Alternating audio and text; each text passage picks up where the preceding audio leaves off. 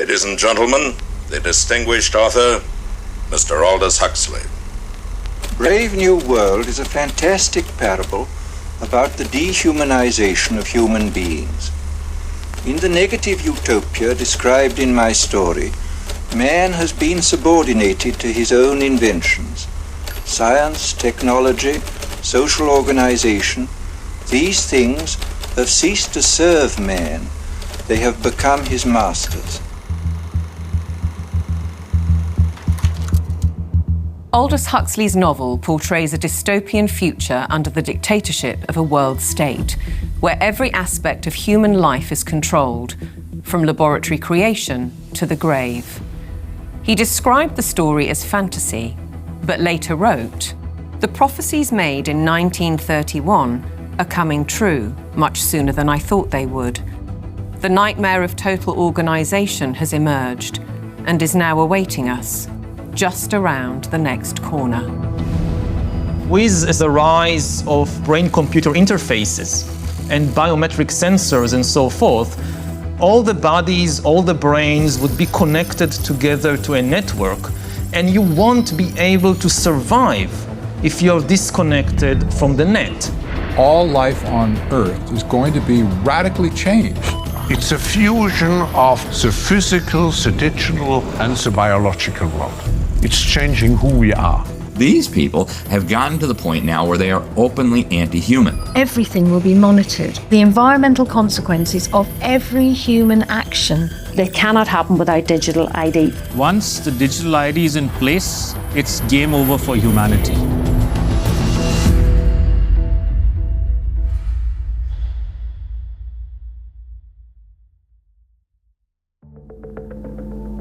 The ideology of a world dictated through science is deep-rooted. Almost a century ago, a movement was established in the United States, preaching that the population should be governed by an elite of selected experts, scientists and academics, rather than democratically elected politicians. They called it technocracy. These engineers and scientists from Columbia University promoted what they thought was going to be the replacement for capitalism and free enterprise. It's not going to be price-based economic system. It's going to be based on resources and energy, control over energy. They thought that science was the answer for everything. They didn't have any spiritual bone at all. You know, they were very mechanistic in their thinking. The definition was clear.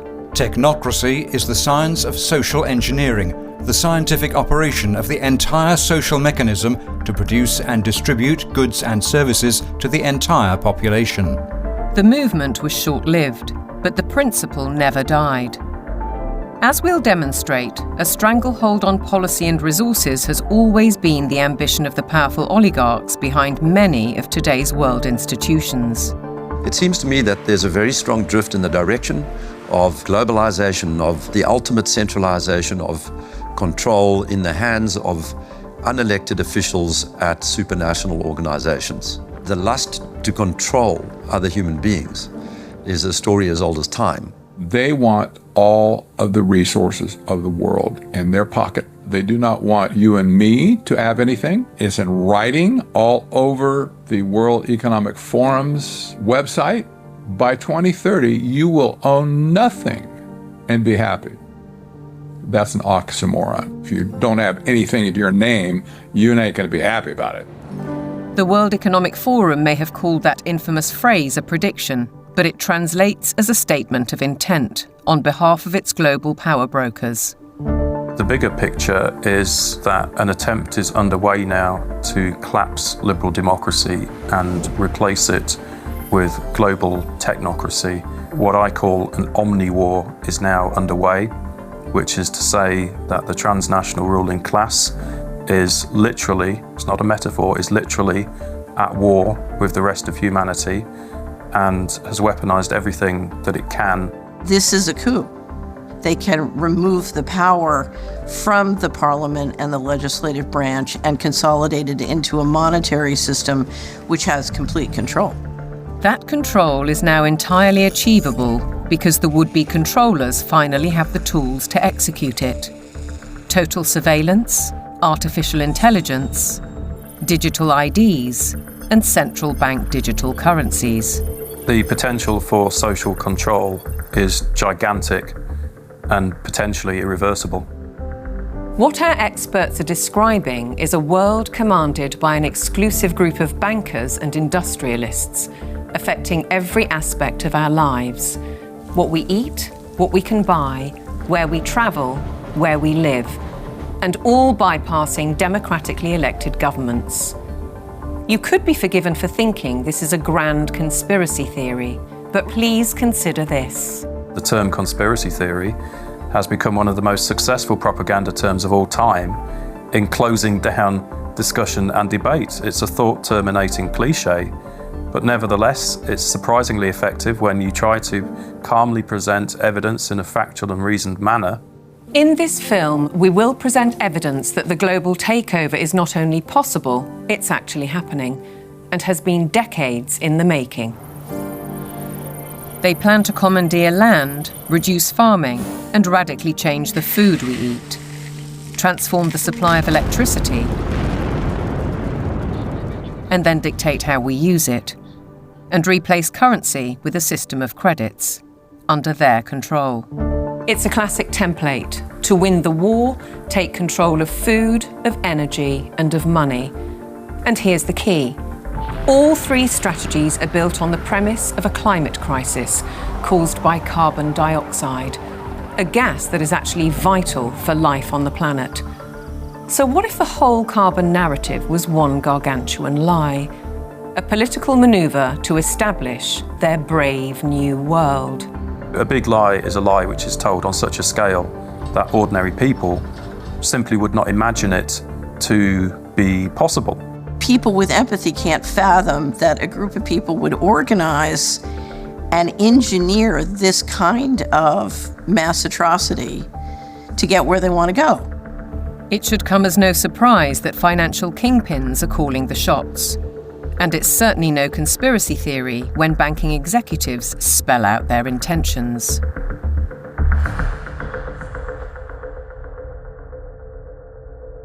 We are on the brink of a dramatic change where we are about to, and I'll say this boldly, we're about to abandon the traditional system of money and accounting and introduce a new one.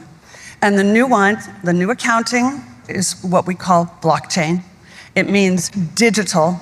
It means having an almost perfect record of every single transaction that happens in the economy, which will give us far greater clarity over what's going on. It also raises huge dangers in terms of the balance of power between states and citizens. We are shifting to a new financial system, but the general population is not shifting to a new financial system. It's shifting to a control grid. CBDC can allow government agencies and private sector players to program, to create smart contracts, to allow targeted policy functions. For example, welfare payment. For example, consumption coupon. For example, food stamp. By programming CBDC, those money can be precisely targeted for what kind of people can own and what kind of use this money can be utilized. A key difference with the CBDC is that central bank will have absolute control on the rules and regulations, and also we will have the technology to enforce that. They're saying we can control with rules. We don't need currency anymore.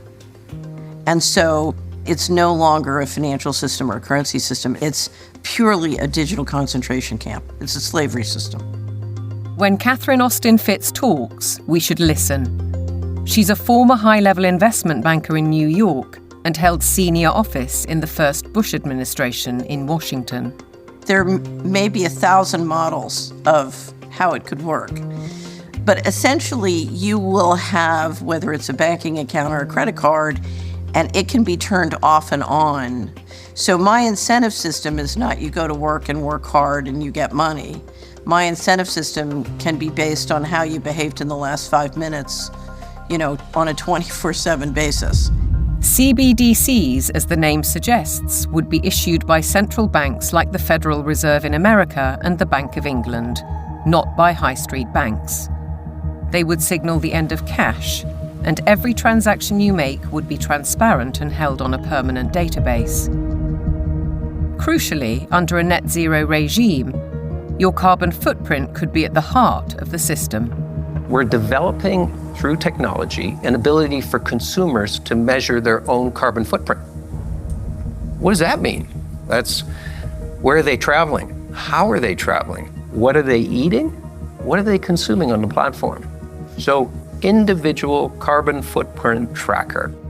This can be the infrastructure for a carbon credit system. It's totalitarian control, and if people don't become aware of it now, it's going to be too late to backtrack from this. It's a ratchet system where it's very difficult, if not impossible, to backtrack. But why is now the time for change?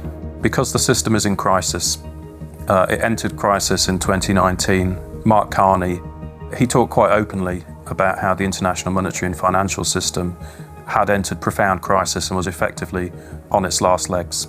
If you study the history of how the central bankers designed technocracy, essentially when they created the Fed, they said, look, this can't last forever.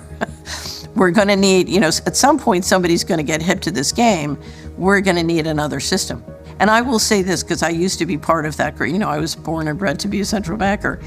They plan ahead hundreds of years in advance. Predictably, the money brokers seem to hold all the cards. As a subtext, does the ruling class need to protect itself as artificial intelligence threatens mass unemployment?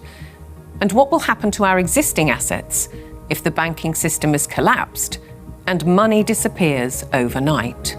In an unknown future, one thing is certain. Digital IDs are essential to the project. If they become compulsory, data on every detail of our lives will be monitored, stored, and monetized. Nothing, but nothing, would be private. For younger people, often it's the case that they like technology, they're completely au fait with it, they enjoy it. So they don't see the dangers that technology can bring because, like a drug dealer does, you feed people, low levels of drug where it's all fun. And then later, when you have them addicted, you feed the hard stuff and that destroys their life. So in a similar way, all of this technology is currently pretty much nice, but when the central bank digital currency comes in and the control comes in and the censorship systems, then the younger people will realize all too late in many cases that they've walked themselves into a trap.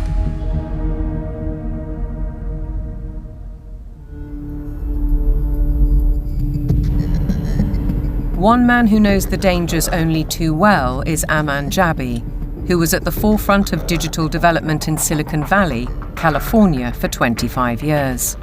He left when he recognized the dark side of surveillance technology, choosing instead the peace and beauty of Montana. He's an expert in facial recognition.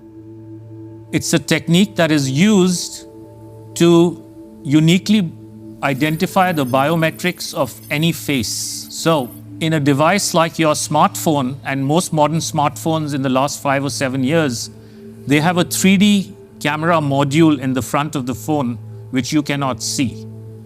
Within that module is a near-infrared projector, which projects tens of thousands of dots on your face. Those dots are then distorted based on the contours and the features of your face. And there's a near-infrared camera then takes a picture of that distortion, captures it, and then reverse engineers the exact profile of your face. In the longer term, facial recognition will be used to unlock your digital identity, which is going to be a tool of control for the agendas that are coming down the pipeline. Elements of that control are already with us. Alexa, good morning. Good morning. You are never alone in your home, and this is why. All your devices at home and all smart appliances, they are all connected on a wireless network. Many of these devices will have cameras, many will have microphones, and so they are monitoring everything all the time.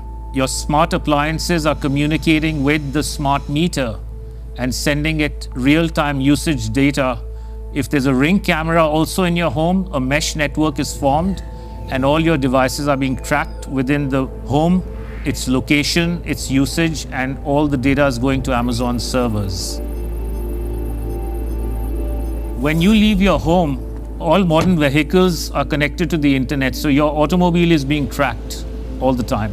When you're going under a string of smart LED poles and smart LED lights on the highway and in the streets of your towns and cities, those form a wireless network and are tracking your vehicle. They are tracking all the devices on you, from smartphones to smartwatches when you're walking on the streets.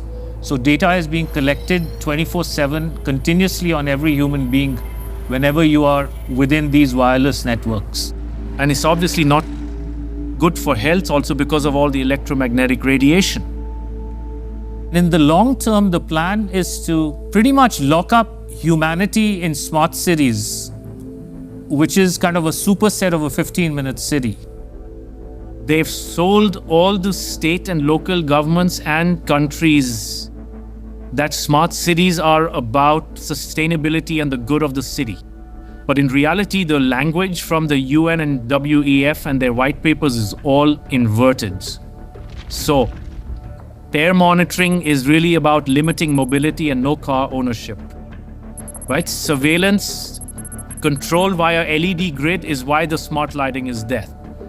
Water management is about water rationing, noise pollution is about speed surveillance, traffic monitoring is about limiting mobility, and then, of course, energy conservation is all about rationing heat, electricity, and gasoline. Another concept one should be familiar with is called geofencing, and think of it as an invisible fence around you, where you cannot go beyond a certain point. And that will be related to your face recognition, digital identity, and access control. Your smart contracts, SoftBrick can turn off your digital currency beyond a certain point from your house. Our world has been turned into a digital panopticon. That means you can be monitored, analyzed, managed, and monetized. Surveillance capitalists are already making billions of dollars selling our information to big corporations, because this kind of detailed knowledge enables them to predict and influence our behavior. Worse, our children are being exploited. There are a lot of board games and other games that are already in the market and have been for over 2 years that have cameras inside and underneath these LED screens that are observing and scoring and emotionally calibrating the faces of all the children. So are all the iPads that they use in schools. They're all manipulating children's behavior by what they display on the screens. And child data is big business. There's a concept called social impact investing, which people should read up on. If your kids are in schools, they are already being traded on Wall Street in real time. They can bet on groups of kids whether they're going to be successful or not, whether they're going to become computer scientists or environmental engineers. So children have become essentially a commodity and have been for years with this system. And once it's fully in place, it is going to be used to fully control the behavior of children as well as how they behave with respect to, diversity, equity, inclusivity, etc. The Chinese have already gone one step further. Classrooms have robots that analyze students' health and engagement levels. Students wear uniforms with chips that track their locations. There are even surveillance cameras that monitor how often students check their phones or yawn during classes. These sensors pick up electrical signals sent by neurons in the brain. The neural data is then sent in real time to the teacher's computer. We've been drawn into this digital spy network in the name of convenience, connectivity, safety, and especially entertainment. The 3D world of cyberspace creates virtual lives that are often more exciting than reality. Why is this technology being developed? It's all for the culmination of this digital prison from which there will be no escape after all the switches are turned on. The critical switch would be the introduction of those digital IDs and central bank financial control, a world of zero trust. Zero trust is based on a simple principle. Never trust, always verify. Zero Trust is a protocol that is implemented by cybersecurity companies. And what it really means is we don't trust you, and you have to prove who you are all the time, 24/7. So think of it as going from a world of implicit allow to default deny. In tomorrow's world, once Zero Trust is implemented in, say, retail, everything will be behind plexiglass doors with a 3D camera, and it'll only be unlocked through your digital identity and facial recognition if you have the available carbon credits in your digital currency. If you've reached the limit of your allowance, it could be access denied. This would apply to fuel, to travel, to meat and dairy products, to clothes and other consumer goods. Because everything in life could be valued by its carbon footprint. Even access to the internet could be denied. So the new world of Zero Trust is really a world of locks. It's like an inverted prison. You are supposedly free to roam about, but everything you want to access is behind lock and key.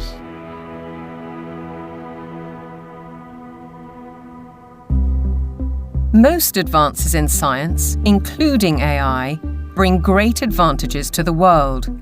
They can enhance and improve human endeavour in almost every walk of life. But you don't have to be a scientist to see the flip side. They're constantly monitored by facial recognition cameras that are able to instantly put a face to a name. Now, the Chinese are also ranked, given a mark out of a possible 950 points. For now, the number is a sort of bank credit rating, keeping track of everyone's spending habits. It may seem scary, but it's just like that here. We're used to it, and anyway, we don't have a choice. If you think this couldn't happen in the West, ask yourself why so many cameras, smart poles, and 5G networks are being installed in your neighbourhood. In London, the police are using facial recognition surveillance. Sainsbury's is already experimenting with AI. Thank you for waiting. The cabinet will now be opened. In UK railway stations, surveillance is being tested to collect travellers' data. And in Oxford, these barriers were installed by the council under its so-called 15-minute city plan. They were removed following protests. But look at what's replacing them in these quiet residential streets. As the tech companies are proud to tell us, the possibilities are endless. We've developed the camera into a sensor. The camera does not only capture video, it can now start to count, measure, and detect. With deep learning capability, the camera is able to generate accurate and trustworthy data and send notifications in order to take action, all directly from the camera. And since our cameras have open technology, well, we can work with different analytic partners from all over the world and together do just about anything we want. Note that they can do just about anything they want. Digital technologies mainly have an analytical power. Now we go into a predictive power. But then the next step could be to go into a prescriptive mode, which means you do not even have to have elections anymore, because we know what the result will be. Ultimately, we're facing manipulation by the system. A world where instead of us using technology, technology is using us. But who's really pulling the strings? Banking and oil dynasties like Rothschild and Rockefeller inevitably get mentioned, as do the modern-day big tech masters, including the ubiquitous Bill Gates. David Hughes takes a wider view. It's those who own the means of production, who are capable of magicking money out of thin air, who control the media, and all of the other means of production, which have now been weaponized against the rest of the global population. Catherine Austin Fitz, the banking insider, adds a sinister thought. If you know their name, they're not at the top. Either way, it's a story of power, money, and manipulation by a small group of people who share common interests. and a belief that the world needs top-down control for maximum efficiency. As we'll see, it could result in the destruction of the farming industry in favour of laboratory foods, and a shortage of electricity because of the race to net zero. Net zero means the impoverishment of ordinary people. It means fundamental changes to their lifestyles, and the politicians are not being honest with the people about it. Surprisingly, the blueprint for transformation is woven into the United Nations Agenda 2030, ostensibly a vision for a better world. Excellencies, ladies and gentlemen, I say again that taken together, the 2030 Agenda for Sustainable Development and the Paris Climate Agreement provide humanity with a master plan for a sustainable way of life on this planet. New York City, late September 2024, the setting for the United Nations Summit of the Future, a gathering of member nations to reinforce and accelerate Agenda 2030 and its 17 Sustainable Development Goals, or SDGs. The plan has a broad spectrum and is full of worthy ambition. But behind those deliberately bright and colourful boxes lies a darker theme, a shifting of influence and potentially power towards unelected world bodies. The strategy goes back well into the last century, and pressure is growing, because the goals are far behind targets set at the grand relaunching in 2015. 17 inspiring Sustainable Development Goals, the SDGs. Our aim is clear, our mission is possible, and our destination is in our sights. To end poverty and hunger, address inequality, protect our planet, and build a life of dignity for all. It appears to be a noble and ambitious programme for a perfect world. And who could argue with those aspirations? But critics insist the goals are not what they seem. Alex Newman is a journalist and broadcaster who's been investigating the issue for 15 years. He has his own way of interpreting the rhetoric.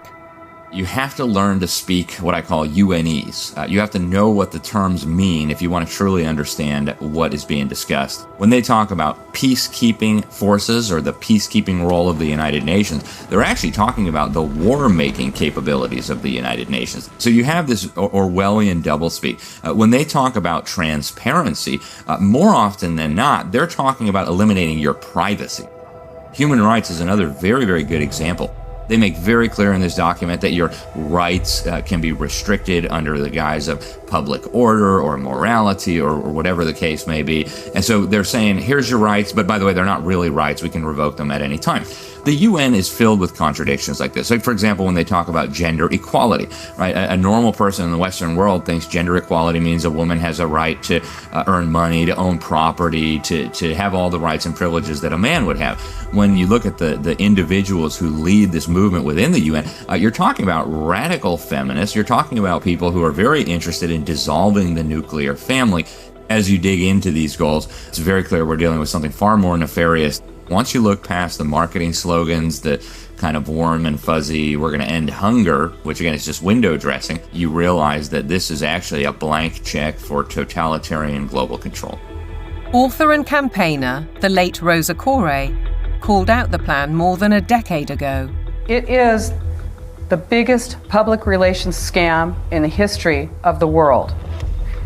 But it's far more than that. It's a blueprint. It is the action plan to inventory and control all land, all water, all minerals, all plants, all animals, all construction, all information, all energy, all means of production, and all human beings in the world. What can be measured can be managed and ultimately monetized. In fact, a study at Yale University has calculated that the natural assets of the world are worth $5 quadrillion. Is this the basis of the new world monetary system? And is it the deep underlying reason for the United Nations project to rewild 50% of the Earth by 2050. They talk a lot about biodiversity. They want you to think of like, oh, we're going to preserve the toucans and the parrots and the lizards. But when you actually dig into this, what they're talking about is creating, and they're working on it now, an international database with virtually all of the genetic material of all of the species on the planet. And then they want to start mixing and matching it. Bill Gates, ultimately, and his buddies want to end up in total control over all life on the planet. Is it a coincidence, then, that Bill Gates has become the largest private landowner in America while planning to build smart cities in which to corral the general population? What is indisputable is that the oligarchs of global business are embedded in United Nations policy. They don't care about the planet. They care about getting in. Finance goes to where it gets the greatest return. There's a move into the green finance. It's all about profit. It's not about the planet. This is not conjecture. Under the guise of climate change and net zero, vast fortunes are already being amassed. Take carbon exchange markets. Companies emitting excess carbon dioxide can buy credits from businesses that are carbon negative. But increasingly, many are paying a high price to offset their emissions against land schemes. Grasslands, forests, conservation projects, and so on. Some legitimate, others not so. Either way, the brokers and middlemen get rich, while having no impact on actual carbon emissions. We've also seen the emergence of natural asset companies, whose name says it all. They identify the asset and then issue shares in that asset out of thin air, essentially. And they can sell it to financial institutions, asset managers, sovereign wealth funds. And then they go public and have an IPO, and that funding is, they say, meant to preserve the natural asset. But elsewhere, they say that their main purpose, like so much else, is to generate profit for shareholders. It has nothing to do with preserving the environment. That is literally just the talking point they think will stick and sell. We're all in it together. We got to save the planet. So let's allow the bankers to create a new racket that makes the natural world collateral. So if everything in nature is to be traded on financial markets, setting a value on the land we walk on and the air we breathe, why do we, the public, have no say? There's no route that an ordinary person can take to make a representation to United Nations. So it's fundamentally undemocratic. What it has done is build relationships with billionaires. Right from the start, the rich and powerful have enjoyed undue influence in the UN's inner sanctum. In fact, the Rockefeller family part-financed its headquarters in Manhattan. To hand you, Mr. Lee, my father's check. Thank you, Mr. Rockefeller. Between them, the Rockefeller family has funded hundreds of organizations and, as a consequence, spread their authority on civil society, institutions, banking, education, and global politics. The Rockefellers always believed in world governance.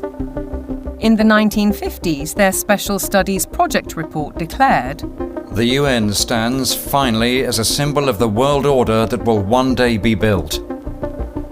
In 1973, David Rockefeller co-founded a non-governmental organization which still carries international power today, the Trilateral Commission. Its stated objectives revived technocracy and in turn planted the seeds of the UN's Sustainable Development Agenda. They said at the time that they were going to create a new international economic order. It was all over the literature. The goal of the new international economic order was not to get richer in the sense of money. They knew even back then that eventually the fiat currency system of the world was going to disintegrate.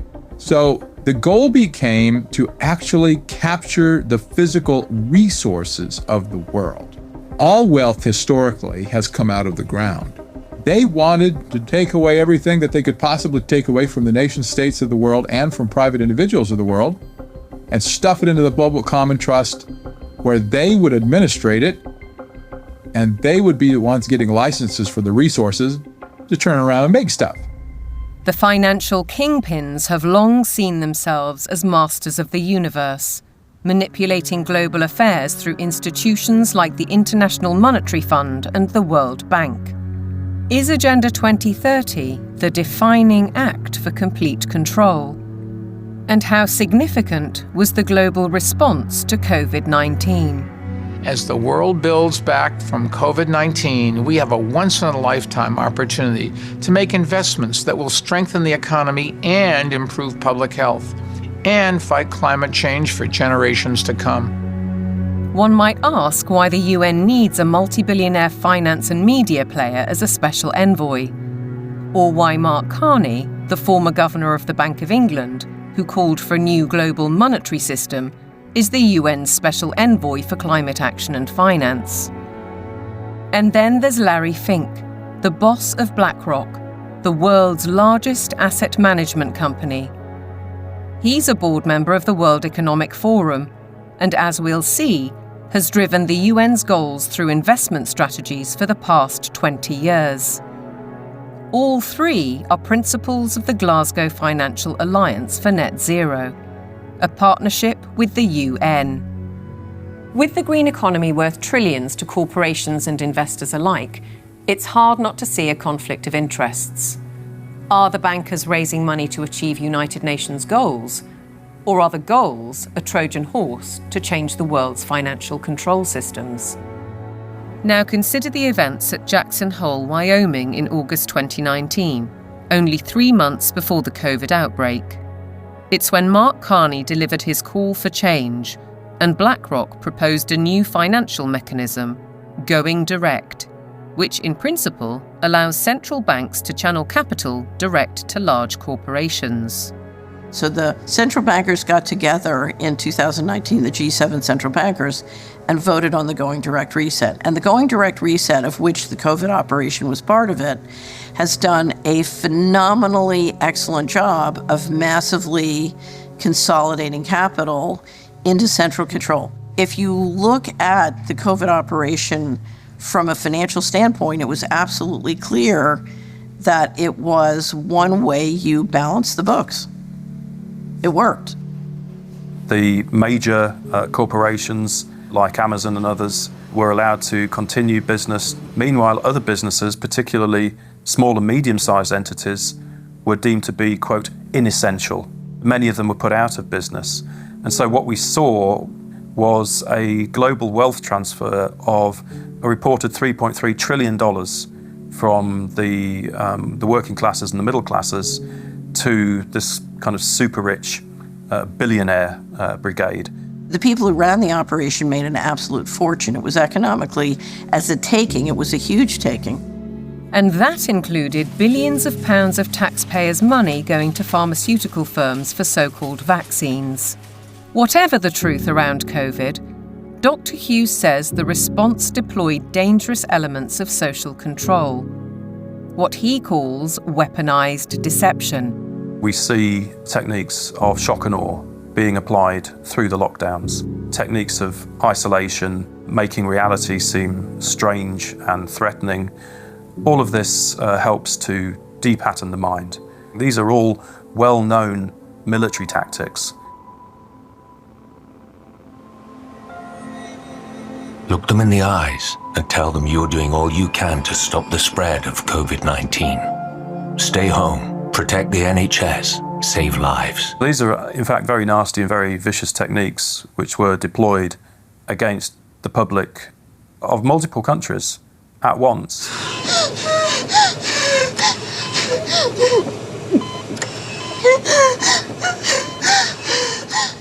These are forms of serious psychological abuse. I think once the public starts to understand that, there's going to be a very severe pushback against everything that's happened. The general population cannot fathom the psychopathy of the vision that they're facing.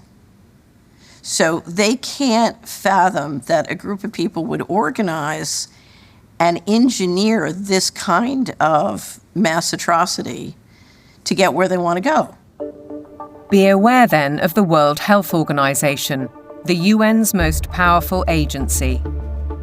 Since COVID, the WHO has sought to increase that power to unprecedented levels through amendments to its pandemic treaty and the international health regulations. A key driver is its One Health initiative.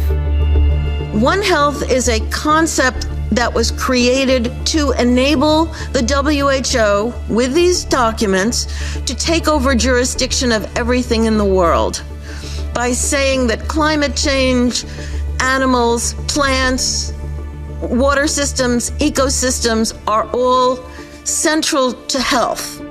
That places the Director General in a key position to influence world events, another potential conflict of interests given the WHO's financial backing, particularly from the pharmaceutical sector. Its accounts for 2022 show that an eye-watering 84%, or $3.656 billion of income, came from voluntary donations. The top 4 sources of these donations included the Bill and Melinda Gates Foundation and Gavi, a public-private vaccine alliance also heavily supported by Gates. People see the WHO as a benign organization, and there are still areas where the WHO does useful stuff. But the biggest focus now is purely on a tiny disease burden where investors can extract a large amount of wealth. This has shifted the WHO's focus very much to this emergency agenda, which is very false. Pandemics are very rare events. This is why we now have a WHO that promotes vaccines all the time, because that's what the money is coming in to support. So instead of being a World Health Organization, we have a World Vaccine Organization, and that seems to be the only thing they're touting. What's in the treaty has got nothing to do with health. It's a business deal focused on the most profitable business imaginable, pandemic profiteering. The other part of it, they're setting up a huge surveillance network. We're talking about $31 billion a year. They have to surveil for variants of viruses, and they will find them. They just have to decide there's a threat, not even a real harm. Experts are preparing for what is known as Disease X, or the next pandemic virus. They're creating a supranational, self-perpetuating pandemic industry. The latest scare is monkeypox, renamed Mpox, a disease highly unlikely to affect the general population. Nevertheless, the WHO has acted. The emergency committee met and advised me that, in its view, the situation constitutes a public health emergency of international concern. If you get to declare the emergency and then profit from it, there's a big problem, isn't there? It's essentially a build-out of big pharma, and the WHO is essentially looking to be their marketing and distribution arm worldwide. WHO! The people say no! WHO! The people say no! We're fighting for really the right to own our own lives. We're fighting for that freedom versus a sort of corporate authoritarian structure or medical fascist structure, which is what is clearly interests are trying to impose on us. Changes to the WHO's regulations are expected to be voted through in the coming months. As we speak, the UK government is fully behind them. Meanwhile, in common with many other global institutions, the WHO tries to silence criticism and dissent, branding it misinformation.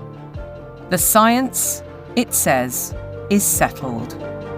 Digital platforms are being misused to subvert science and spread disinformation and hate to billions of people.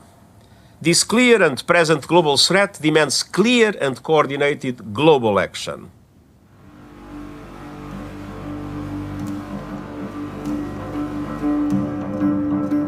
I have a little rule of thumb for diagnosing a centralization scam. If we can detect 1, a propagandized global crisis, 2, admitting only global solutions, and 3, with dissenting voices viciously silenced, then we know with absolute certainty that we are dealing with a scam. Control, dictate, eliminate debate, the hallmarks of a totalitarian regime. And nowhere is the cold ambition of corporate dominance more evident than with the World Economic Forum.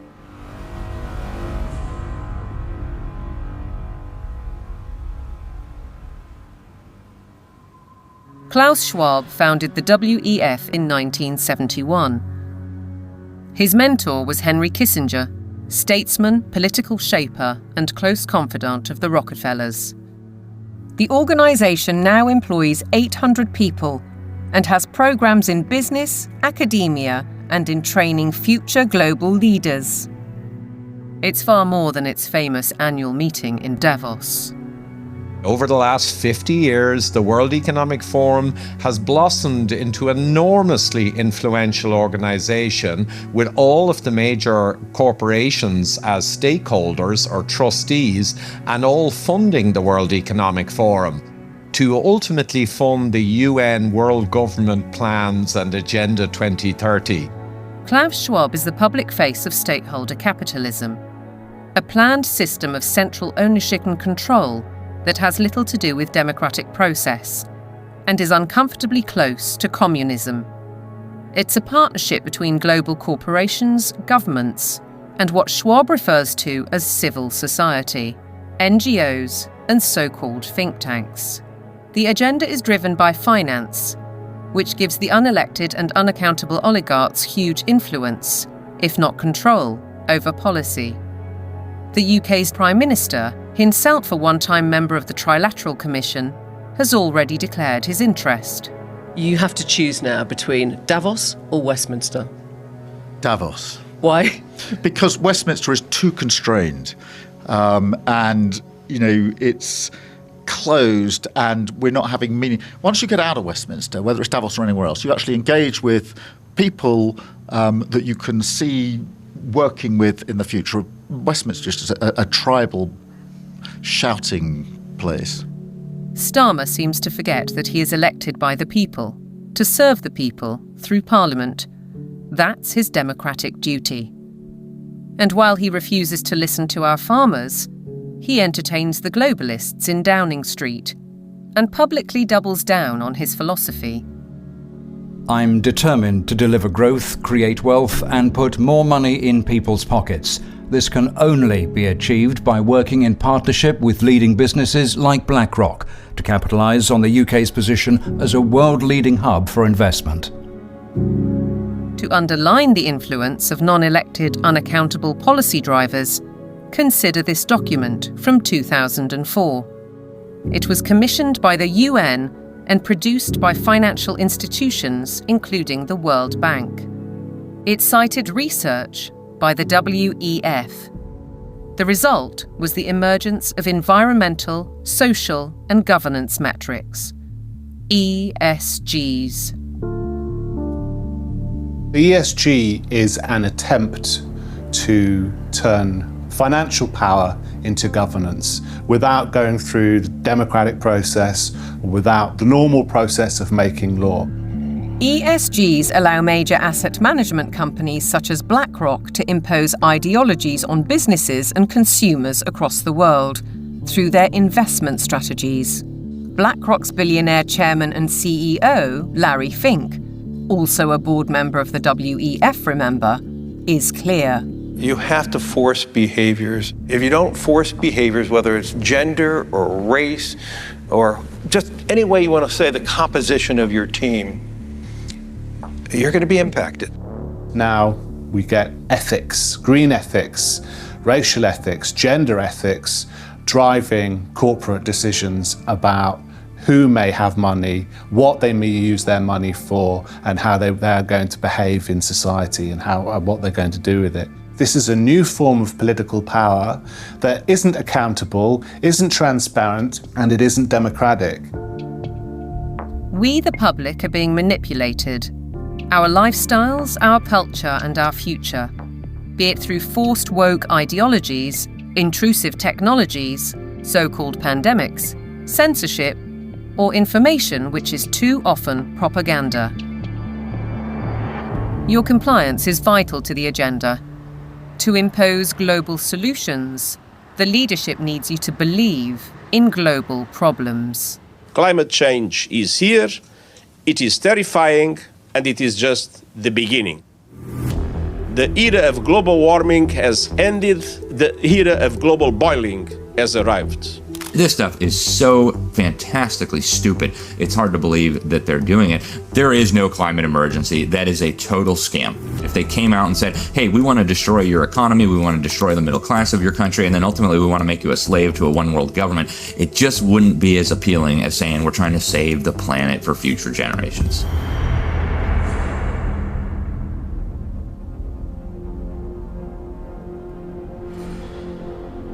"2024, with the hottest day on record and the hottest months on record, this is almost certain to be the hottest year on record. And the masterclass in climate destruction." Statements such as that are amplified by emotional footage from all over the world. But is any of it true? I do not think there's a climate crisis, and I base that on all the evidence and the climate data sets that we build to answer questions just like that. We actually use satellites to monitor the global temperature, the true global temperature of the atmosphere. And we find there is a rise. It's about 1.5 degrees per century, which is certainly something that's manageable and the Earth has seen before. Compared to the 19th century, which was about the coolest century in the past 10,000 years, we're warmer.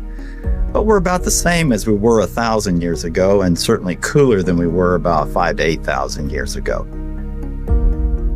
John Christie is a highly regarded climate scientist who developed the measurement of accurate temperature records using satellites. His evidence is critically inconvenient to the climate change industry. I'm not popular in most of the climate community, that's for sure, because much of the climate community depends on climate model results. Tens and hundreds of millions of dollars have gone into that industry of climate modeling, and I show, well, you folks have failed. But yet they prop up the entire political world that tends to support this. In 2017, I came to work and there were 7 bullet holes in our office suite. And so some people are pretty upset that the evidence that we build and show that can stand the test of time and can stand up to cross-examination is just not going along with their issues and their desires. So let's consider these statistics on the Earth's atmosphere. 78% is nitrogen, 21% oxygen, other gases make up less than 1%, and carbon dioxide accounts for a mere 0.04%, the majority of which is natural. Can man-made CO2 really be a problem? Roy Spencer and I are going on the assumption that all the warming that you see is due to carbon dioxide emissions. And so we find that that's a pretty modest warming. But see, that's a big assumption.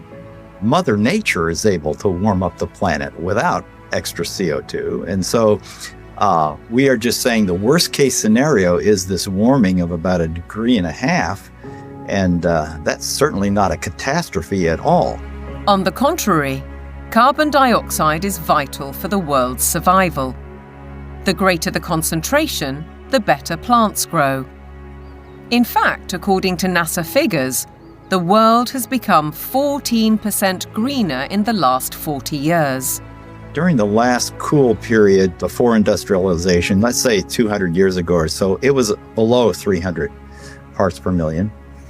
And during the ice ages, it was even lower. And that's a dangerous level because plants struggle to survive when the CO2 is at a low level. And so the biosphere becomes less diverse and less available to support the animal life. So low CO2 is not good for the planet as a whole. Where is the logic then behind the UK's decision to spend £22 billion on facilities to capture carbon? The greatest controversy of all revolves around readings from ice cores. CO2 levels can be measured in bubbles of air trapped in ice thousands of years ago. By aligning this to temperatures, scientists have argued that carbon dioxide is the cause of global warming. However, closer inspection leads to the opposite conclusion. Once the temperature starts to rise, you will see the carbon dioxide rise about 500 to 1,000 years after. So the CO2 actually lags the temperature changes. But what of the extreme weather events, which are increasing and driven by climate change, according to everyone from the top of the United Nations down? Professor Christie says there is no data to support those claims. And what we find is that virtually every one of these claims is false. The extremes are not increasing. Hurricanes are not increasing in intensity or frequency. Same with tornadoes or thunderstorms or floods or droughts. It's just going along like it always has with the natural variability. Why aren't we looking at the surface data sets that are constantly adjusted upwards? Why aren't we looking at the 40.3 record at Conisbee, which the Met Office is very proud of, on July the 19th in 2022? And when we did a freedom of information request at the Daily Sceptic, we found that there were 3 Typhoon jets landing on a runway next to the measuring device, because Conisbee, as they call it, is actually RAF Conisbee. It's a military airport. The temperature lasted for 60 seconds. Sticking a thermometer up the backside of a jet aircraft is not probably scientifically the best place that you can sort of determine temperature measurement, particularly when you then morph it into a global database, which the Met Office has, and then tell dear old Antonio Gutierrez that the globe is boiling. The whole thing is junk. How we came to the point where we think that we're going to prevent bad weather from happening by eliminating fossil fuels is just about the most nonsensical, illogical thing that I can imagine. And the whole world is caught up in this nonsense. So how did the carbon story take hold? Meet the man who invented climate change, according to The Telegraph. His name? Maurice Strong, an oil tycoon, a Rockefeller associate, and a man with an extraordinary talent for moving between high finance, politics, and the United Nations. Strong was a member of the highly influential Club of Rome, an institution formed in 1968 at a Rockefeller property on Lake Como in Italy. A group of scientists, academics, and industrialists discussed what they saw as an urgent crisis: the impact of human activity on the planet.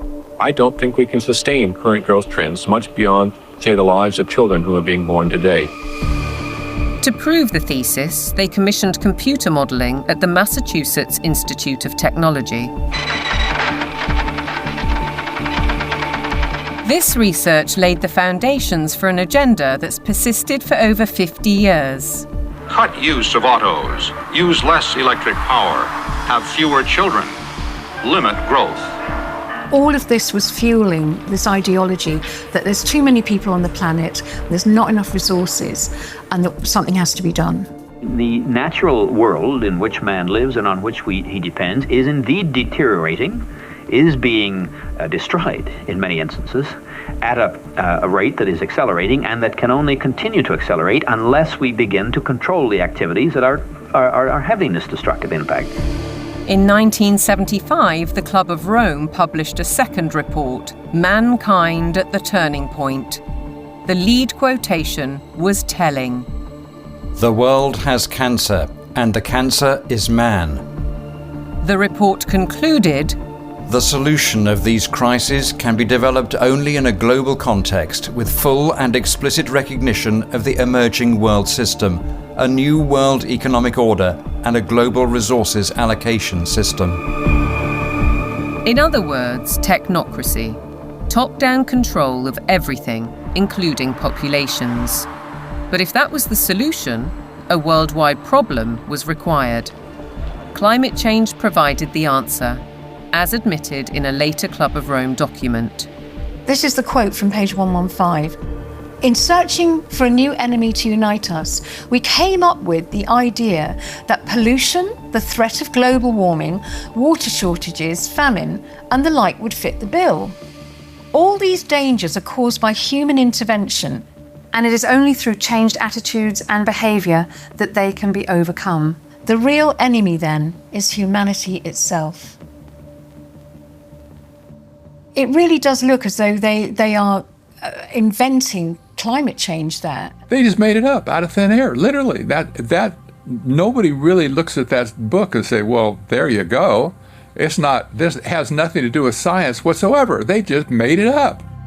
Interestingly, in 1988, Maurice Strong had been instrumental in establishing the IPCC, the mainly political entity which endorsed a thesis by a small group of scientists that industrial carbon dioxide was driving climate change, and the IPCC has been locked into that theory ever since. Maurice Strong's masterstroke came in 1992, when as Secretary-General of the UN's Earth Summit in Brazil, he saw 179 nations commit to a world action plan.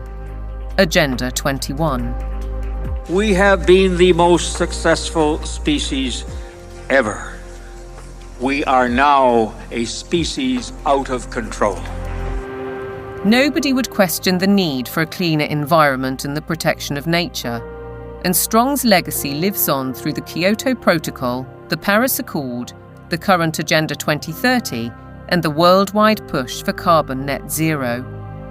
But there are questions on his motives and his connections. He was behind the first financial carbon market and a founding director of the World Economic Forum. Surely a conflict of interests, with his involvement in the IPCC. A skeptic might ask why nearly all research grants in almost 40 years have gone on developing IPCC carbon dioxide theories, while anyone who raises questions is ridiculed, cancelled, or has their career stalled. Funding for someone who wants to determine the natural variability of the climate system as an explanation for what has happened is just not there. I mean, the government is very clear that they want a catastrophic story. There is no single science paper that proves conclusively that humans control all or most of the global climate. If there was, you wouldn't hear the last of it. Instead, we get this call to authority to the IPCC, the United Nations Panel on Climate Change. Many more scientists and academics are speaking out against the IPCC. Almost 2,000 have signed a declaration stating that there is no climate emergency, including Nobel Prize winner Professor John Clauser, who wrote, "The popular narrative about climate change reflects a dangerous corruption of science that threatens the world's economy and the well-being of billions of people." We need to have a full and honest debate about the science, and it needs to be discussed in Parliament, it needs to be discussed in the media, it needs to be generally discussed, and we need to sort of bring the drains up, if you like, on all of the science to see what is there really a threat. That debate is highly unlikely, because the juggernaut of net zero careers on, with trillions at stake. What is certain is that the repercussions will affect the food we eat, ravage our countryside, and have a disastrous impact on our energy supply.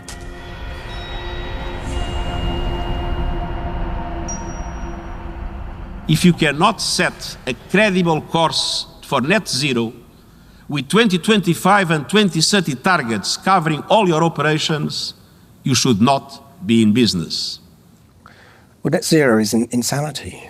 It's pure insanity. I mean, the idea that you can remove 85% of the world's energy, which comes from hydrocarbons, within less than 30 years and replace it with the sunbeams and the breezes. It shows a complete lack of economics, societal effect. It shows a simple lack of the progress that we've made over 300 years. Nevertheless, net zero is enshrined in UK law, with the government passing the Climate Change Act in 2008. A 100% reduction in emissions by 2050 from 1990 levels was included later in a strategy document. But experts argue that the policy is fatally flawed. Europe's mad dash towards net zero is effectively economic suicide. Politicians are purposely impoverishing ordinary people, purposely deindustrializing Europe, where companies are forced to move to countries where they have access to cheap energy, whether it's the US who frack and therefore have cheap gas, or whether it's to China, which is still predominantly producing from non-renewable, especially coal. It is literal economic suicide. China continues to open new coal-fired power stations to drive the factories that manufacture wind turbines and solar panels, which are then sold to the West. As a result, China emits almost 30% of global greenhouse gases, while the UK is responsible for less than 1%. In essence, carbon emissions are merely transferred to another part of the planet. And while China gets richer, UK households face a bleak and expensive future.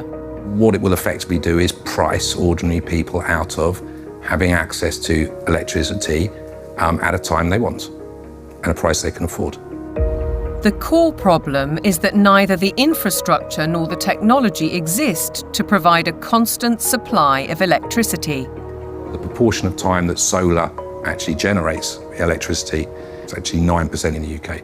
That means that for 90% of the time, solar doesn't generate the average amount of electricity that its capacity can generate. For onshore wind, it's about 20 to 40%, and for offshore wind, it's about 30 to 50%. So that means, by definition, you will always have periods of time when renewables aren't producing electricity, but there is demand for electricity. As we'll hear, the net result is that supply will be rationed. Reality, though, seems not to concern the activists.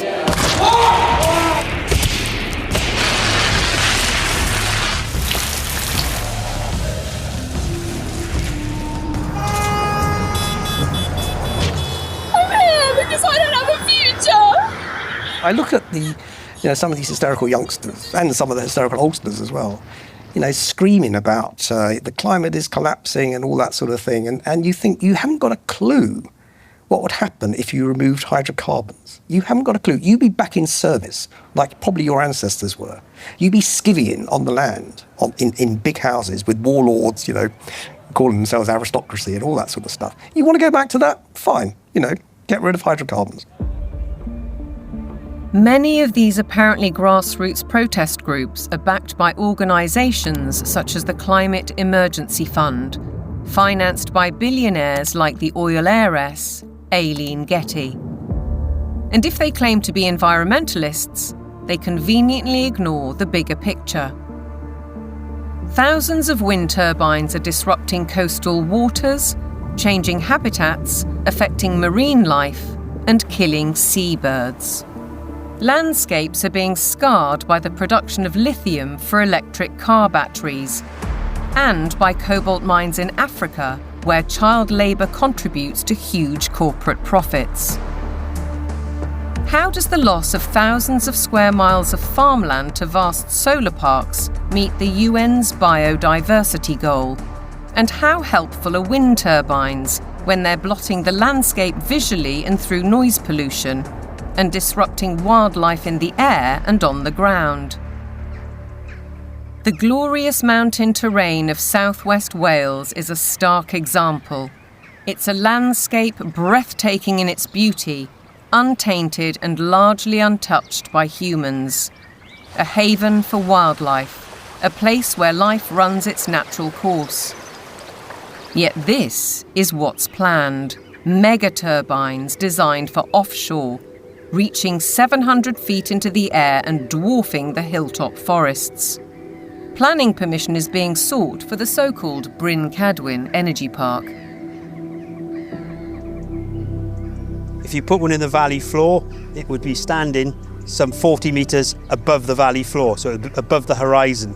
But they're not putting them in the valley floor, they're putting them on the top of the hills. So it'll be standing some 600 odd metres above sea level up there, casting a shadow over our solar panels. Justin Cotter lives right in the centre of the proposed development. He's fighting to preserve the countryside he loves. And across the mountain, Jason and Josie Barker are equally aggrieved. It feels very much like it's exploitation, using the climate crisis narrative as its supporting evidence. So it feels like it's being abused in a tremendous way, and there's going to be a lot of destruction done in the name of doing good, which really just seems utterly backwards. And if we really want to protect nature, then some of the best way of doing that would be to leave it well alone, especially in the wilder places, and let it flourish. We certainly found that being here. The more we've lived here, the more we've worked with it and encouraged it, the more it's come back. All of those spruce trees on top there, they will have to go to make way for turbines. All of that. All of this spruce will be gone. To build a 230-metre turbine in that location, it's going to take some crane to lift the 240-ton nacelle onto the top of the tower some 180 metres up. So they'd have to stabilise all the ground for the crane, stabilise the ground for the actual turbine, put in a concrete plug basically in the ground of some 1,000 tonne of steel, 4,000 tonne of concrete, just as a base. They'll need to be lit. It'll take away the dark skies. It's totally devastating. It would just be catastrophic damage and destruction. The roadways up through these valleys, they're Welsh valleys, they're all twists and turns. They're going to have to straighten out the valleys. Where you've got steep hills, they're going to have to level out those hills. There's a 200-metre drop into the actual valley itself. So they're going to have to create gradients that machinery carrying 400-tonne loads can actually traverse and get up. The locals argue that there are much better ways of creating clean energy, such as solar panels on industrial sites. Areas of natural beauty should be respected. This is about preserving and protecting this sacred land. We need to speak up and protect the environment. It's just tremendous amount of damage in the name of saving the planet. It does make you ask the question of what is it we're actually saving if we're paving it over. It doesn't make any sense at all in my head.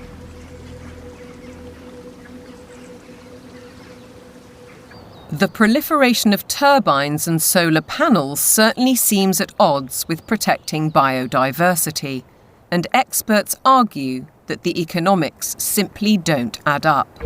If we are going to go on to full net zero, we not only have to change our electrical system, but we have to change the other 66% or more of the rest of our energy needs as well. So we need to triple the amount of renewables just to cover our present electricity generation. And then we need to triple again to cover all of the other usages like, transport, space heating, and industry. So it's almost a tenfold increase in the amount of renewable energy that we're producing. Ralph Ellis has analysed 3 government reports and says all have grossly underestimated costs. 2 of the reports ignore the need for that crucial backup when the wind doesn't blow and the sun doesn't shine. At present, this is the only such site, Dinorwig in Wales. But going by the government's own figures, Ellis says the equivalent of 2,000 Dinorwigs would be required. The overall cost would run into trillions of pounds. It's an energy fantasy because none of this has been thought through. Battery plants are one alternative to back up the national grid, like this one already constructed in Australia. But again, they offer limited supply. We're facing a situation where, if fossil fuels are eliminated, it will be impossible to maintain a constant supply of electricity. You can't instantly put on new supply, so what you have to do is control demand. And to be honest, they're quite open with this. If you look at the National Grid's latest paper on this, they talk about demand management. And the system is, electricity will only be available at a price you can afford when the wind is blowing and when the sun is shining. And when the wind isn't blowing and the sun isn't shining and the 1 or 2 hours of battery storage have been used up, the way they will reduce demand is by simply increasing the price of electricity so that demand falls to the available level of supply. Part of the control that the government has, or part of the means by which it can manage the demand, is through the use of smart meters. Effectively, smart meters allow them to do minute-by-minute pricing, which means that as the intermittent renewable production goes up and down, they can effectively change the price at which you can use electricity. So essentially, it's going back to pre-industrial age where the weather determines our lifestyles and our energy use. A government-sponsored report from the UK Fires Organisation agrees that targets will not be met and therefore electricity usage will have to be cut. They say we'll have a quarter of the power by 2050, and they say there'll be no travel, there'll be no meat or no beef lamb. There will be restrictions on clothing, and we will live in mud huts. And it's not an exaggeration, they use the word earth. The United Nations use the word bamboo, impacted earth, soil detritus. This is what they're writing. But what of the claim that renewable energy will be cheaper? Not so, says Derek Bertelsen. We can also look at the accounts of these renewable energy companies. And what we see if we look at those is that the cost of production is considerably higher than the market price of electricity. And therefore, without these subsidies, these renewable companies would go bust. Ironically, the anticipated reduction in supply comes at a time when demand is about to skyrocket, with the explosion of surveillance systems and artificial intelligence. BlackRock's Larry Fink predicts that by 2030, data centers will use 30 times more power than a single city. Where's that power going to come from? Are we going to take it off the grid? What does it mean for elevated energy prices for everybody else if it's that? I think it's going to represent some huge societal questions that we have not addressed, the negative side. Forget about the use of it, but just the generation of it is massive power. If the race to net zero will affect our energy, it could also have a devastating effect on our food, as global policies and the march of corporations accelerate.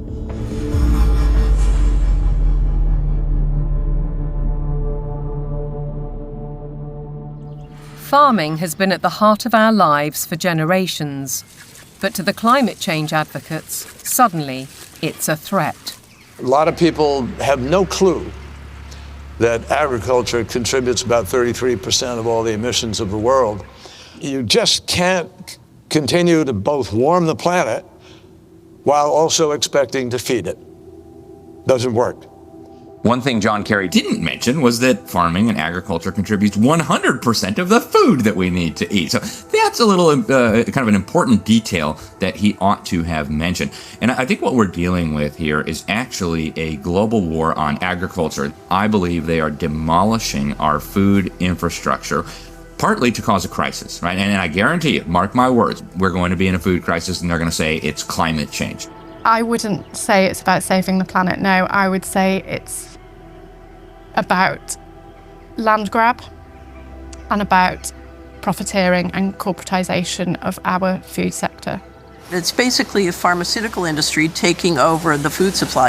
If I can switch everybody from real food to pharma food, then 100% of the agriculture industry can go through my publicly traded stocks, and I have complete control. So the idea is we get rid of farmers, we kill any naturally grown food, and we engineer food in manufacturing plants and laboratories. But I assure you that those guys are not eating this. Bill Gates is one of the familiar corporate faces, and he's investing heavily in the food revolution under the guise of avoiding climate disaster. Cows alone account for about 6% of global emissions. So we need to change cows. And while he talks up the perceived problem, Gates is pouring money into the supposed solution: artificial meat and genetically modified crops. Crucially, anything that is invented or altered can be patented. The core of his agenda is he wants to do in agriculture and pharmaceuticals, by the way, what he did in the computer world. True power, massive, incalculable wealth comes from owning intellectual property and then monopolizing it. They want to make it so that every single organism that is used for food is ultimately under their control, either through the 3D printing or through this genetic manipulation. So we're moving now very rapidly toward this totally centralized food system where a tiny handful of corporate interests in bed with totalitarian government will dominate the food supply so that there is only a giant public-private partnership with total control of all food, all energy, and I believe water will be next. While the global machinations continue, thousands of farmers fear for their livelihoods. And the new UK government's first budget has multiplied those fears. By reducing relief on inheritance tax, they're penalising those who would want to pass their farms to sons or daughters. The National Farmers Union described it as a disastrous budget for family farms that would snatch away the next generation's ability to carry on producing British food and see farmers forced to sell land to pay the tax. For Kelly Seaton, concern goes well beyond her family farm in Cheshire. It makes me feel incredibly sad that the dairy and meat industry is so vilified. You will never find anything as nutritionally complete as milk and meat. The food that is going to replace milk, meat, and all of the other products that we produce in this country is going to be very nutritionally lacking. They will starve us from nutrients, and then the pharmaceutical companies will probably pick up the slack on that, all of which create a profiteering circle. No Farmers, No Food was set up to campaign against untenable net zero and climate change policies. Farmers, says Kelly, are being dealt a deeply unfair hand. When cows are blamed for climate change, it does make you question everything. And I think this is where a lot of farmers are waking up to the fact that there's a lot of lies being told to us. The problem with the current carbon system is that a lot of big corporations are offsetting their carbon. So most dairy producers now especially, but other farmers as well, are having to record their carbon footprint on systems that aren't fit for purpose. They are woo-woo figures pulled from the sky, quite frankly, and then the big corporations are using that data to offset their carbon so that they can look better, again, at the same time as beating us with a stick and saying that we're the ones killing the planet with these girls. The methane emitted by cows' digestive system is part of the argument against them, but Kelly says that's just hot air. The grass that they eat would produce the same amount of methane whether they ate it or not. OK, they do speed that up, but the other thing they give us is this, muck, which we put on the fields to fertilise the fields and reduces our reliance on buying in fertiliser. 200 miles to the south, Ed Rhodes farms 188 acres of Devon countryside. He's not part of the No Farmers, No Food movement, but agrees that the whole narrative on cows and climate change is wrong. As farmers, we recycle carbon all the time. That's what we do. You could almost define farmers as carbon recyclers. We're an organic beef, sheep and vegetable farm. We run a fairly traditional system of rotational farming. We'll have a field which would be growing a brassica crop for 1 year, a non-brassica crop for another year, such as broad beans or sweet corn, and then we have a break for that field, so it goes into a predominantly grass and clover mix. That allows the soil to recover from the work that we've done with it while we've had the vegetables growing. It also allows things like the clover to put nitrogen back into the soil. So the livestock are absolutely essential for grazing that grassland. We also mow it so that the hay, the silage that we take from those fields are fed to the cattle in the winter. The bale I'm sitting on, the bedding that they're standing on, is all mown from very rushy areas on our farm. The animals then dung onto that. We compost that. That gets spread onto the land primarily where we're growing the vegetables to put the fertility in, and that's what then produces our crops. If you remove livestock from the system, you have no system. Farmers like Ed Rhodes work with knowledge and passion, but still have to comply with a labyrinth of government rules and regulations, including carbon monitoring. And now land itself is under threat. Corporations such as British Airways are buying farms to plant trees for carbon offsets, while other areas are being declared sites of special scientific interest, restricting or even preventing use for crops and livestock. And then there's the United Nations SDGs. Goal 15. Protect, restore and promote sustainable use of terrestrial ecosystems. Consequently, rewilding programmes are impacting farmland across the world. In the UK, for example, the government is planning to set apart 1,200 square miles for wildlife habitat by 2042. That's an area almost as large as Cornwall. And in America, dams are being removed and river courses reopened, disrupting water supplies for crops. Goal 13 states, take urgent action to combat climate change and its impacts. As a result, the Dutch government plans to close 3,000 farms to meet EU emissions targets, drawing widespread protests. And in Denmark, farmers face paying £80 for every cow they own in a world-first tax on meat. Goal 7.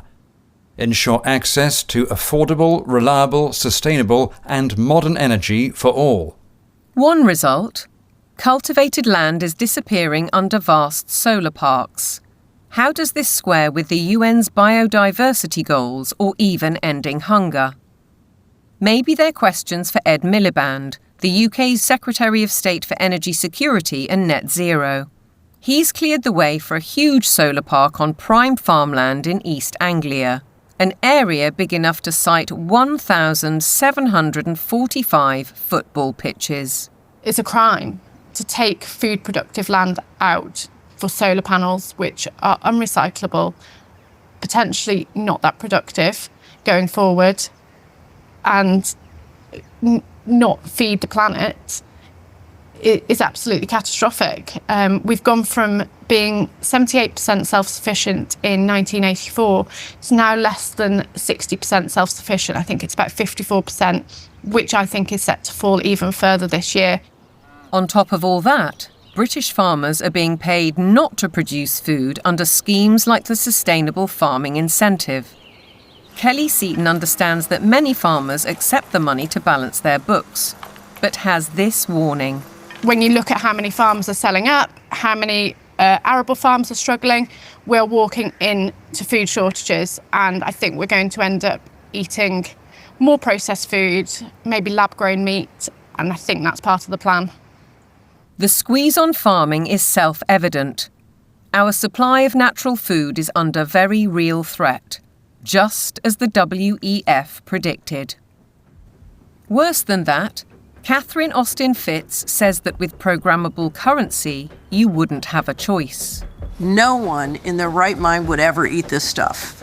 But the reality is, once they have control of your transactions, they can dictate what food you can and cannot buy. If they want you to buy pizza made with insect-based flour, that's what you're going to get.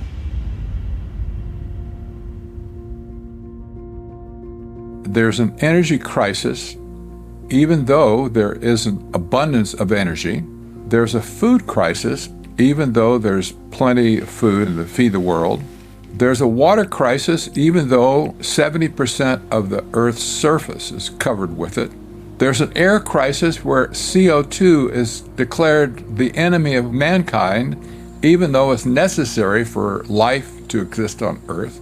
There's a resource crisis, even though there are abundant resources to support everyone.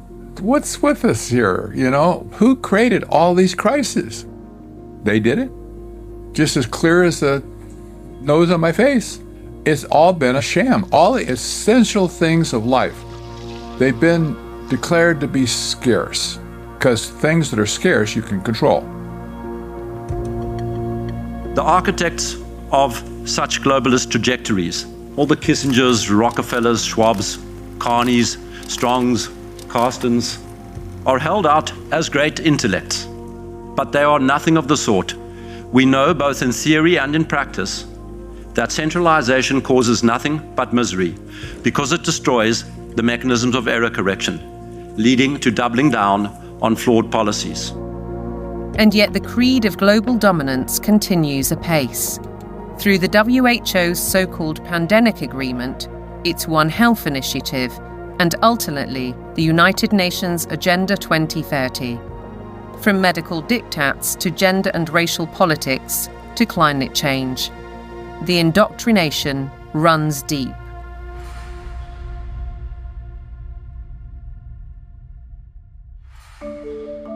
Local councils have been sucked in by the tentacles of global power, encouraging them to spend vast amounts of time and taxpayers' money on climate schemes, without challenging the rationale. Local councils have taken these actions because they are part of or lobbied by a network of green organisations throughout the United Kingdom, for example, UK 100, there's also C40 Cities, and there's the Global Covenant of Mayors. And these organisations require local authorities to sign pledges that say they're going to ban cars from streets, we're going to make people vegetarian, and we're going to restrict certain forms of trade faster than is required by national government. They've been able to do this because democratic engagement at the local level is so weak. The voters' decisions are completely outweighed by the influence of the green blob, essentially. One organisation, Climate Emergency UK, has introduced scorecards, a league table to compare the progress of councils. It brings both pressure and opportunity. Environmentalism creates the idea that a local councillor is a planet saver. And of course, there are organisations that, like the UK 100, that are going to flatter people in that position. They're going to indulge those people and say how important they are, whereas most of the rest of the public are going to probably see them and say, what the hell are you doing? Ben Pyle emphasises that such organisations are not grassroots initiatives. Civil society has been bought and it's been organised around the interests of its billionaire philanthropists. Newspapers and television also consistently push the same story. We've been hearing about the threat of climate change for decades, but now we can't ignore it.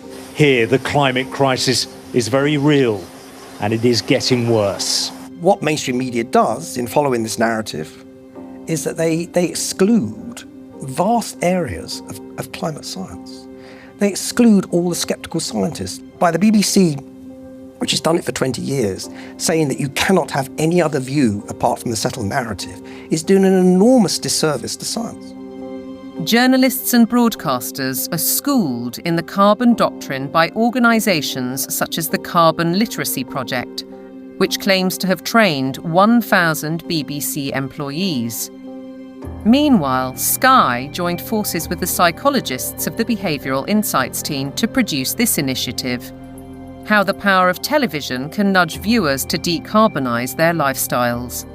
The recommendations included: give green content more screen time, more salience in plots and scenes. Use kids' content to encourage positive environmental behaviours amongst children and their parents. How then can we possibly expect impartiality in reporting? Rather, we're served with propaganda, statements that nobody seems willing or able to question. It is unequivocal that human activities are responsible for climate change. I can take current media and almost any climate story I can write, I think, a very effective counter. It's like shooting fish in a barrel. This is endemic to a media that is ill-informed and has an agenda. The agenda is to promote alarm and induce governments to decarbonize. There's an organization called Covering Climate Now, which is a nonprofit membership organization. Their mission is to promote the narrative. They will not allow anything to be broadcast or written that is counter to the narrative.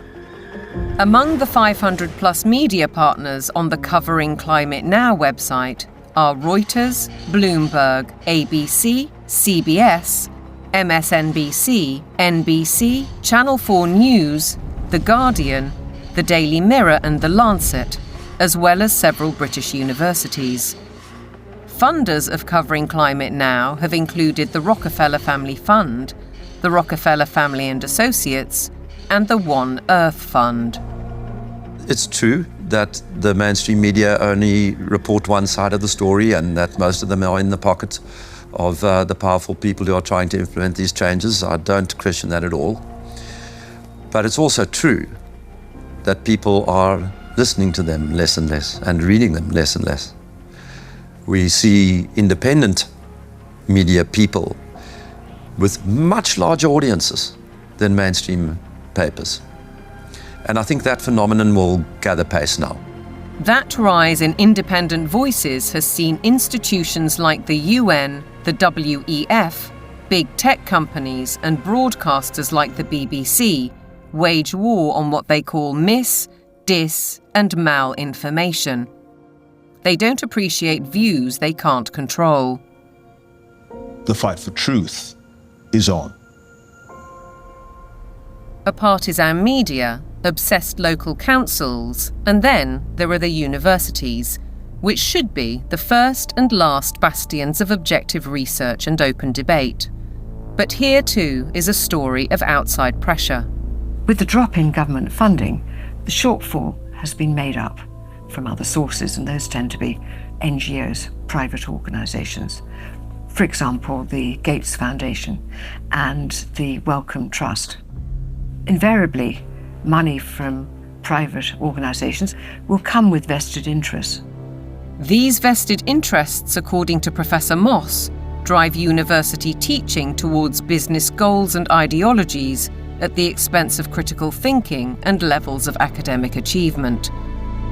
One new initiative is the European Network on Climate and Health Education, led by Glasgow University. Medical students have been trained to accept that climate science is an established fact. Increasingly, climate change is harming people's health. You could say it's the largest health emergency of our time, and I do need to be ready to help tackle this challenge. Can the outcomes really be free of prejudice when the backers include the WHO and major pharmaceutical companies? This new collaboration will help train the next generation of medics with the skills they need to treat the health impacts of climate change and deliver more sustainable healthcare. That's why health leaders from across the public and private sectors are coming together to support this transformative new network. Academics, right from the beginning now, are socialised to orientate their research towards the money. So this, I think, is quite damaging when it comes to fearlessly pursuing the truth wherever it may lead. That doesn't really happen anymore in academia. It's more about pursuing the money wherever that might lead. It makes me feel distraught. It makes me feel that the whole purpose of university learning has been subverted.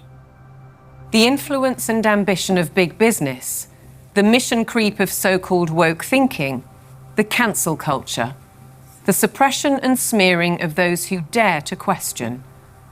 Shockingly, the conditioning starts in the youngest of minds.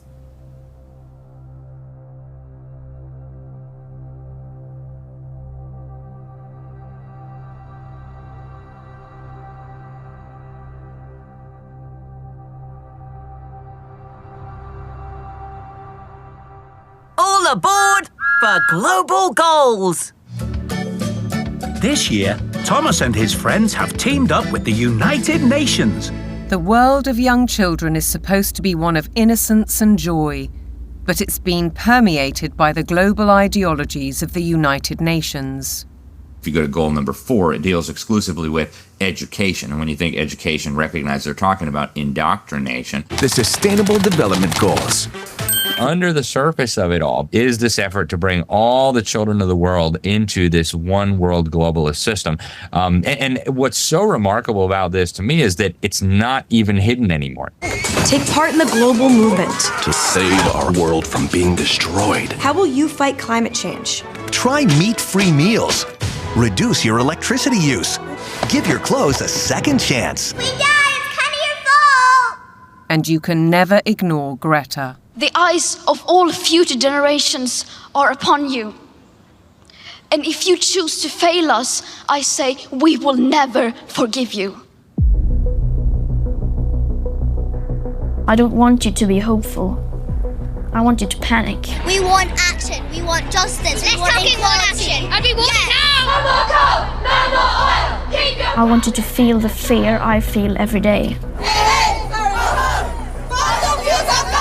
I want you to act as if the house was on fire, because it is.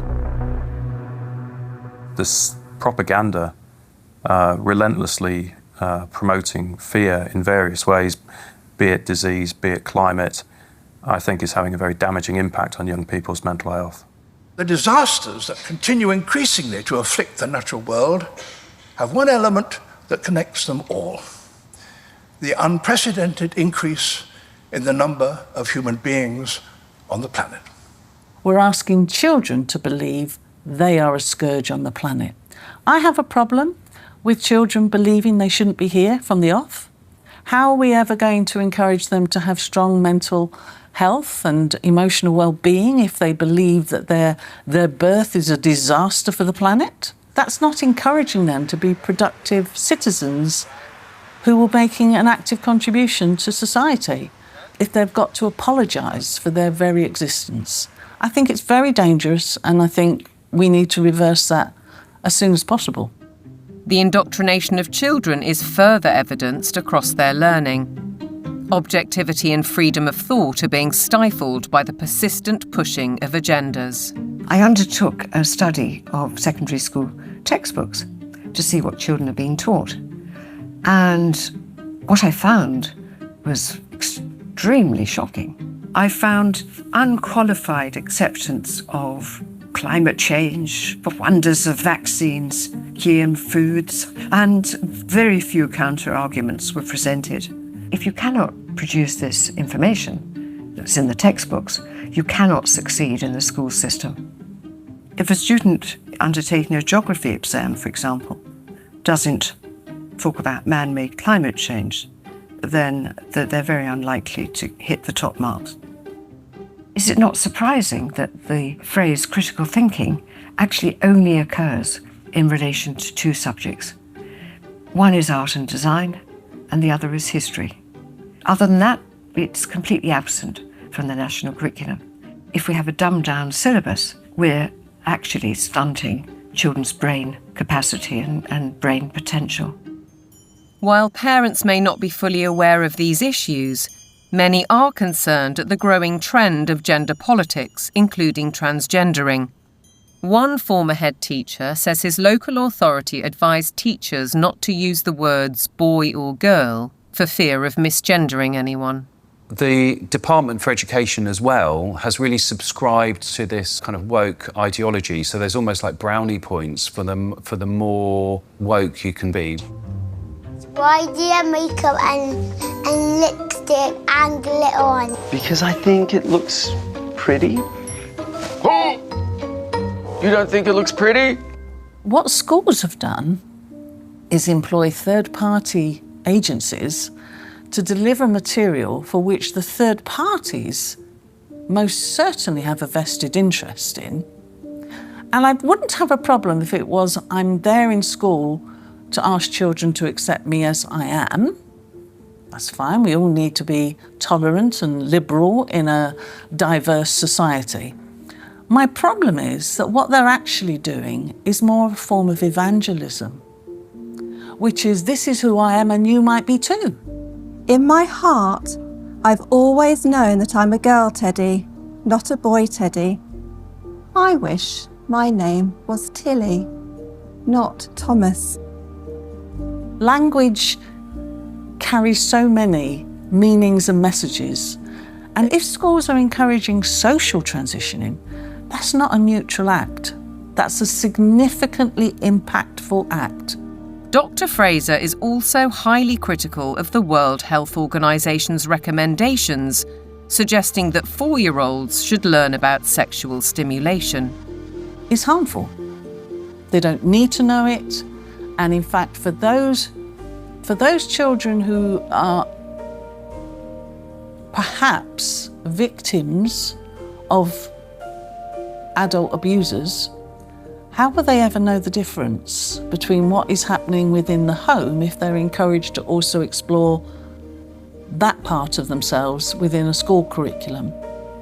What do we do with an organisation like the United Nations or the World Health Organization if we take our orders from them about what is suitable education for our child? How do we say, no, we're not doing that, we want a change? Teachers are sent on courses to embrace the diversity dogmas, and many buy into them. But Fairclough says that those who don't keep quiet for fear of reprisals. It's a dereliction of duty. It's a dereliction of their legal as well as their moral duty to safeguard children against harm. I can certainly say I feel very let down by the teaching profession because I am not hearing people speaking out on behalf of the children. A one-world dictatorial education, a dumbing down in the classroom, fluidity of gender, the impact of technology. Are our children being groomed for a life in the digital prison? Today, nobody has any idea what to teach young people that will still be relevant in 20 years. As computers become better and better in more and more fields, there is a distinct possibility that computers will outperform us in most tasks and will make humans redundant. And then the big political and economic question of the 21st century will be, what do we need humans for? Or at least, what do we need so many humans for? Do you have an answer in the book? At present, the best guess we have is keep them happy with drugs and computer games. But this doesn't sound like a very appealing future. A chilling forecast, and one which echoes Brave New World, in which the oligarchs did indeed provide drugs and entertainment so that people learned to love their enslavement. Yet there are even darker clouds on the horizon, the spectre of transhumanism. In a sense, it is that final piece of the puzzle. If you want to gain total control over everyone and everything, then you actually ultimately need to be able to implant technologies inside human bodies. And that's exactly what's taking place. Artificial intelligence, the metaverse, near space technologies, and I could go on and on. Synthetic biology. Our life in 10 years from now will be completely different, very much affected, and who masters those technologies in some way will be the master of the world. These modern technocrats seem wedded to science and technology at the expense of our human spirit and ingenuity. They aspire to a data-driven world which is robotic and predictable in every sense, with no room for creativity or individual choice. But if the goal is, and always was, population reduction, maybe they're right on track.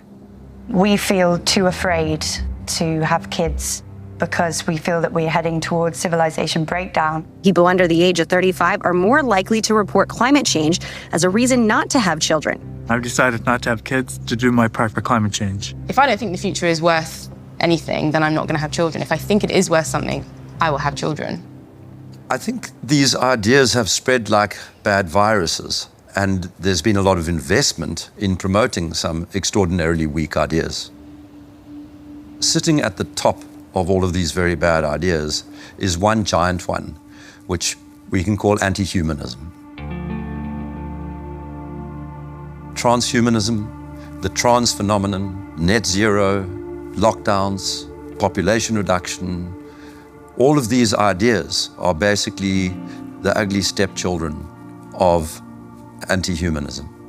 They are, as I read it, essentially two competing ideas in the world at the moment. One is that humans are the best feature of the observable universe, the only creatures capable of creative thought and generativity and of creating explanations for how reality works, that humans ought to be revered and ought to be cherished, that we should plan for their flourishing, that we should be planning for the flourishing of as many people as possible, that human agency ought to be respected, that civil liberties ought to be respected, and that the imposition of top-down, one-size-fits-all policies on humanity is completely incompatible with that kind of worldview. Set up against them are people who regard humans as the scum on the surface of the little blue dot, people who regard humanity as some kind of blight, people who believe that the earth needs rights to protect it from these horrible humans. And I think it is a deeply sad reflection of the state of our societies that so many people live in the latter camp, but I'm definitely not one of them.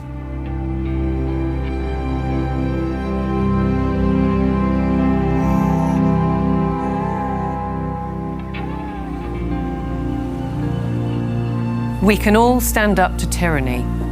We can and must fight for the things that truly matter. The people we love, the fairness we'd like to see, and the personal freedoms we'd like to experience.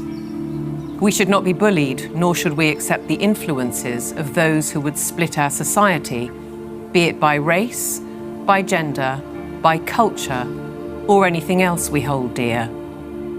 And perhaps we should start by limiting our reliance on technology and remembering how creative we can be.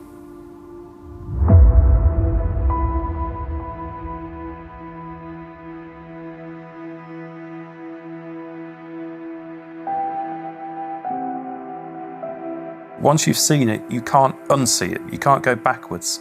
So what that means is that over time, more and more people are starting to see this now.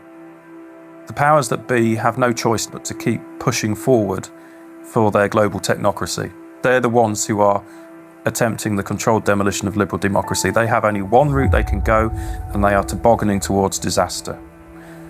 On the other side, we the people have no choice but to fight back against all of this. I don't expect that we're going to just be able to tell the truth indefinitely without consequences, but we must continue to do it. We must, for the sake of our children, for the sake of humanity, for the sake of generations yet unborn. We have no option but to stand against this evil. If you look at where this thing is going, I'm not going there, okay? And whether God takes me out or the leadership takes me out, I don't care. I'm not going there. And the only way we cannot go there is if we can find a better pathway. And the only way we're going to find a better pathway is with transparency. If I want to live as a virtuous human being, I need to live amongst people that are free. And if one understands that one mustn't live on their knees, even if you have to die on your feet, you must share truth, because truth is the weapon for free people.